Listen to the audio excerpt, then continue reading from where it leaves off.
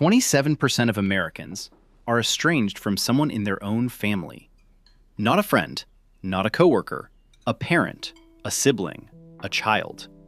And if you widen the circle to grandparents, in-laws, chosen family, some surveys put that number closer to 1 in 2.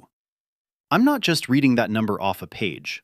I've lived close enough to it myself to know it isn't just a statistic, to know exactly what it costs, and exactly how long that cost stays with you. So when I tell you this pattern is bigger than any one family, I'm not guessing. I'm telling you what I wish someone had told me. So here's the question. What if your family falling apart and your country falling apart are the exact same problem, just wearing a different mask? For 90% of human history, we could not survive alone. Not for a season, not for a week. And yet today, we've built a world where a person can be born, raised, fed, employed, entertained, and buried without ever needing another human being to show up for them in person. So what changed? And more importantly, what happens if we don't change it back? Stay till the end, because I'm going to show you exactly where this pattern breaks a family, exactly where it's broken entire civilizations before, and the one thing you can actually do about it, starting tonight at your own dinner table. Let's start with a question most people get wrong. Were early humans individualists? You'd think so. No laws, no governments, no one watching. Just survival of the fittest, right? Picture a hunter walking back into camp at dusk, empty-handed, no kill. Days like that happened constantly. A single hunter fails far more often than he succeeds. And yet that night, he still eats. Someone else's catch gets split with his family anyway. No debt written down, no favor tracked on paper. Not because anyone was being generous, because everyone in that camp understood something we've mostly forgotten. Next month, he might be the one carrying the meat, and someone else might be the one walking home with nothing. That's not a guess about the past. Anthropologists studying hunter-gatherer societies, groups that lived almost exactly like our ancestors did for tens of thousands of years, found this exact pattern over and over. These early humans lived in bands of 20 to 100 people. And here's the part that matters. Most of those people were not related to each other. So if it wasn't blood keeping them together, what was? Cooperation, plain and simple. Researchers tracking modern hunter-gatherer camps found that people maintained close bonds with just a handful of unrelated friends, and leaned on them exactly as often as they leaned on family. Food was shared, not just with relatives, with neighbors, with whoever needed it that week, because next month, you might be the one who's hungry. This wasn't kindness, it was math. A single hunter fails more often than he succeeds, but a group that shares survives the bad weeks. So here's the twist in this story that nobody tells you. We didn't start as individuals and slowly discover the group. We were never individuals to begin with. Cooperation isn't something humanity invented halfway through the story. It's the reason there's a story at all. Which raises the real question. If the group was always the thing keeping us alive, what happened to the people who broke the rules? They were cast out. Not fined, not lectured, removed.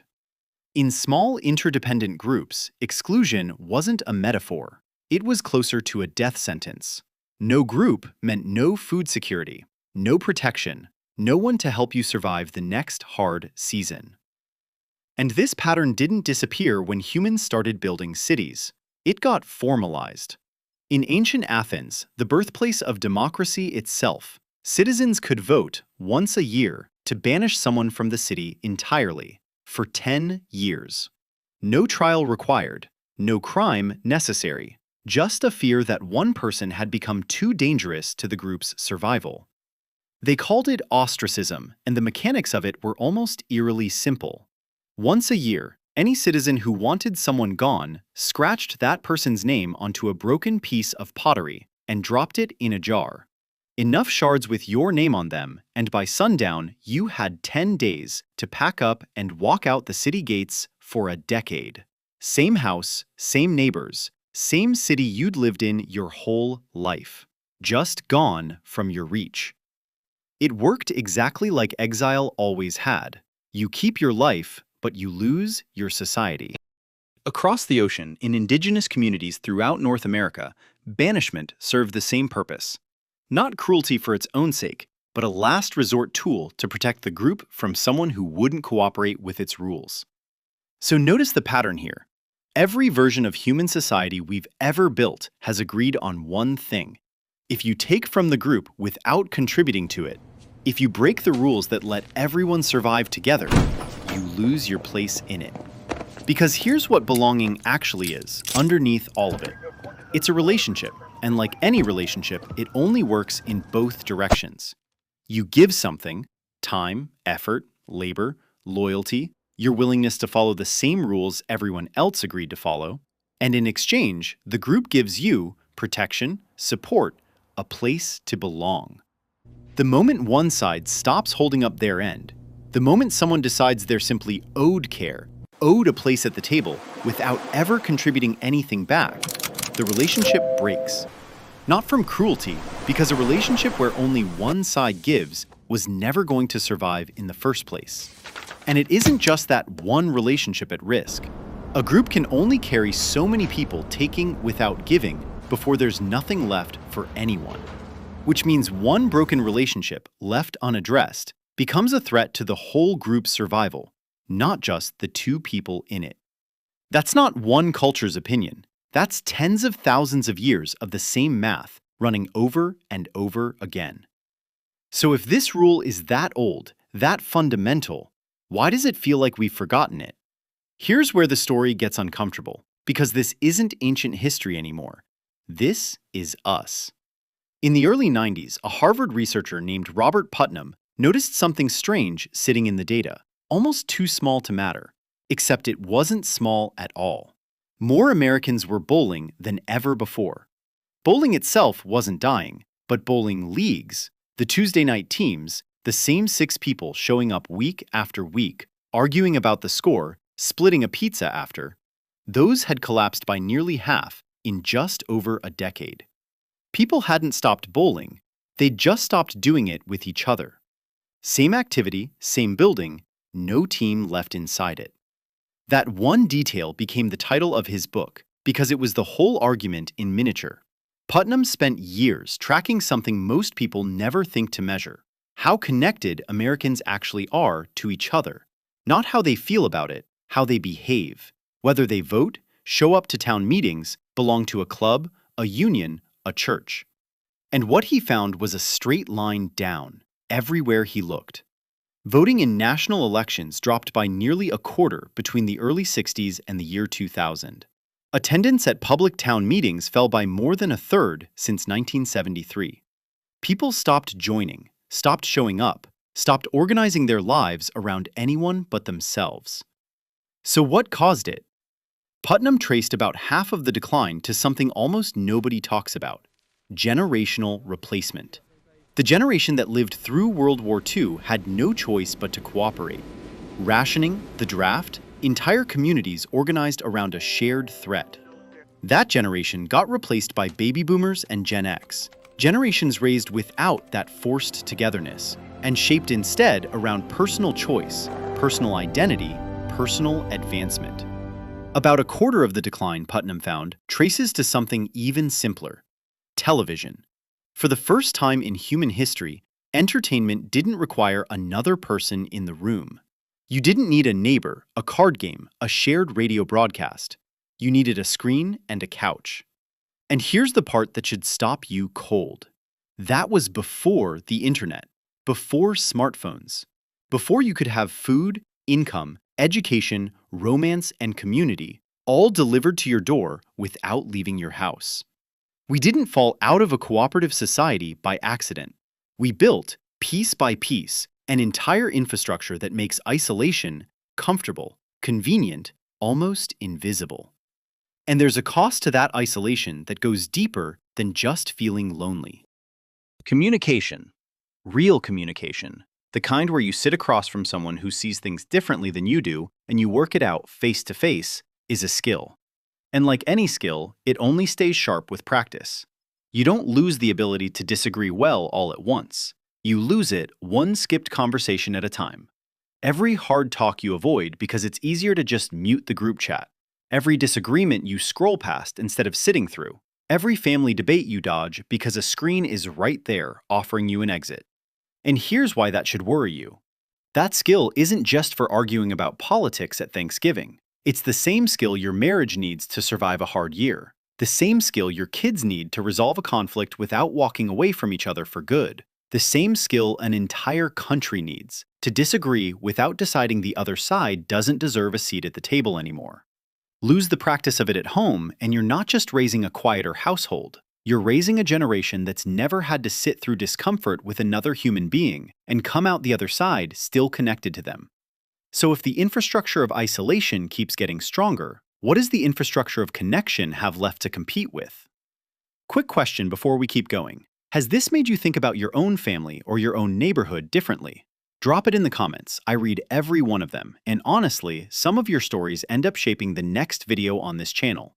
And if this is the kind of pattern you like digging into with me, hit subscribe now because we're just getting started, and where this goes next, you're not going to want to miss. So does this mean every society eventually does this to itself? Not necessarily, because right now, today, there's a country proving the opposite. Proving that when a society keeps its we strong, it doesn't just survive, it thrives. A while back, a magazine ran an experiment across 16 major cities around the world. Reporters lost a dozen wallets in each city, left them in parks, on sidewalks, near shopping malls, each one stuffed with cash, a phone number, and a family photo, then just watched to see what happened. In Lisbon, only one wallet out of 12 ever made it back. In Helsinki, Finland, 11 out of 12 did. When asked why, the people who returned them didn't call it a big moral stand. They called it Tuesday. One local summed it up simply. They were a small, close-knit community with little corruption, the kind of place where people don't even run red lights. That's not a fluke. 9 years running now, Finland has been ranked the happiest country on Earth. And this isn't just a feeling, it's backed by real numbers. Finland has one of the highest per-person incomes in the world, ranks second globally for the lowest corruption in its public sector, and consistently scores among the very highest on the UN's measure of overall human development. Researchers who study it point to the same thing over and over, an unusually strong, shared sense of belonging to a community woven into daily life. That's not an accident sitting next to the wealth. Many researchers think it's a cause of it. And here's the part worth sitting with. Finland's economy isn't booming right now. Growth has been nearly flat the last couple of years. So the happiness isn't coming from some fast money high. It's coming from something steadier than that. A we that holds, whether the economy is surging or standing still. So the question isn't whether individualism is bad. It isn't. The question is whether a society can survive when individualism becomes the only value left standing, when the we disappears entirely, and nothing is holding the I's together anymore. So if isolation's infrastructure keeps winning, is that just how the story ends? Not necessarily, because this exact pattern has already played out before, more than once. Take Rome. Not the Rome that fell to barbarian armies at its gates. That's the ending everyone remembers. Here's the part that doesn't make the highlight reel. In the empire's final century, a Roman writer named Salvian sat down and wrote something that should stop you cold. He wrote that Roman citizens, actual Roman citizens, were fleeing. Not fleeing the barbarians, fleeing to them, choosing to live under so-called barbarian rule on purpose, because it was more honest, less crushing than staying Roman. Salvian put it bluntly, the name Roman citizen, once so prized that men paid fortunes for it, had become a title people ran from. When the people inside a civilization would rather live under strangers than live under each other, that's not an army defeating Rome. That's Rome, already gone, before a single barbarian crossed the border. So what happened underneath that? Historians have spent centuries arguing about what happened before that ending, and one of the oldest, most persistent theories points somewhere uncomfortable. Roman citizens in the empire's early centuries were bound by something historians call civic virtue, a felt duty to serve the state, to sacrifice for it, to see Rome as something bigger than any one person's ambition. Over generations, that duty eroded. Personal ambition and private comfort replaced public sacrifice. Fewer citizens were willing to serve, to fight, to pay their share, to show up for the thing that had once been worth showing up for. By Salvian's time, the we hadn't just weakened. People were choosing strangers over it. Now, to be fair, historians don't agree on one single cause. Economic collapse, currency debasement, military overreach, and outside invasions all played their part too. But notice the thread running through nearly every version of the story. A civilization that once ran on shared duty slowly became a civilization of individuals looking out for themselves. And by the time the invaders actually arrived, there wasn't much we left to defend. There wasn't even much we left that people wanted to defend. So maybe that's just one empire on one continent. Is there another example? There is, and it looks almost nothing like Rome on the surface. Across the ocean, the Maya built one of the most sophisticated civilizations in the ancient world, without ever uniting into a single empire. Instead, they lived as a network of city-states, cooperating, trading, intermarrying, depending on each other the same way our earliest ancestors once did. And then, over roughly 2 centuries, dozens of those great cities emptied out. Construction stopped, monuments stopped being carved. What changed? Here's one of them up close. At a city called Dos Pilas, archaeologists found something that says more than any statistic could. As the attacks closed in, the people didn't have time or stone to build proper defenses. So they tore apart their own temples and their own royal palace, the buildings that had once represented everything they were, everything sacred to them, and stacked the rubble into hasty defensive walls, ringed right through their own ceremonial plazas. It didn't work. The walls fell, the city was abandoned. Picture that for a second. A people so desperate to survive each other that they cannibalized the very monuments that once held them together, and it still wasn't enough to save them. Drought played a role across the wider region. Water shortages hit hard and food grew scarce. But drought alone doesn't explain why cities that had cooperated for generations suddenly turned on each other. Warfare between Maya city-states intensified sharply in the final century before the collapse. Trade routes were cut, captives were taken. Cities that once depended on each other for grain and obsidian and trade instead fought each other over what little remained. The cooperation that had built the civilization broke down exactly when it was needed most. 2 civilizations, different continents, different centuries, different causes on the surface, but the same underlying failure, a we that had once held everything together, quietly giving way to a collection of I's, each protecting their own. And here's what should stop you cold. This isn't just something that happened to empires long gone and buried. One of the men who helped found this country warned us about it directly. In 1814, John Adams, the second president of the United States, wrote a letter warning that democracy never lasts long, that it wastes, exhausts, and murders itself, that there has never yet been a democracy that didn't commit suicide. Now, to be precise about what he meant, Adams wasn't warning about a democracy with rules, with checks and balances, with a shared sense of duty holding it up. He was warning about unchecked democracy, passions and self-interest running loose, with nothing left to restrain them, which is just another name for what we've been talking about this whole time. A country full of individuals, with no we left to rein anything in. He wasn't talking about Rome. He was talking about us. Here's the good news buried inside all of this. You don't need to fix a country. You need to fix a dinner table. It starts with your own family, teaching the people closest to you that individualism and belonging were never supposed to be enemies. You can be fully yourself and still show up, still contribute, still learn to sit across from someone who sees the world differently than you do and stay at the table anyway. Because that's the deal, remember? Belonging was never something you're simply handed. It's something you build together by both sides showing up for it. Teach that at your own table, and you've already started fixing the bigger one. There's another kind of showing up that happens at that same table, and it's just as important, even though nobody talks about it that way. It's the moment your kid points at something in a store or on a screen and says, "I want that." And what you do next teaches them something bigger than manners. Because "I want this" and "I need this" are not the same sentence. And a kid who never learns the difference grows into an adult who can't tell them apart either. That's not a lecture about money. It's the same muscle as showing up for people. Both are the same skill. Can I put something bigger than my own impulse first? A society doesn't just need people who show up for each other emotionally. It needs people who can look at a want and say, not right now, the same way they'd look at a grudge and say, let it go. One is relational restraint, the other is financial restraint. They're the same discipline wearing different clothes. And there's a third fix worth naming directly, because we touched on it earlier and it deserves more than a mention. It deserves practice. Remember, communication is a skill, and skills fade the moment you stop using them. So use it on purpose. Ask a real question instead of assuming you already know the answer. Let a disagreement stay a disagreement for a few minutes instead of rushing to end it or walk away from it. Say the honest, uncomfortable thing directly to someone's face instead of behind their back or through a screen where you never have to watch it land. None of that comes naturally to most of us anymore. It has to be practiced the same way any skill does. And every hard conversation you avoid is a rep you didn't take. And here's the part that actually takes effort, because it's easy to say and hard to live. Socializing through a screen is not the same thing as socializing. A comment, a text, a group chat, those are connections' shadow, not the thing itself.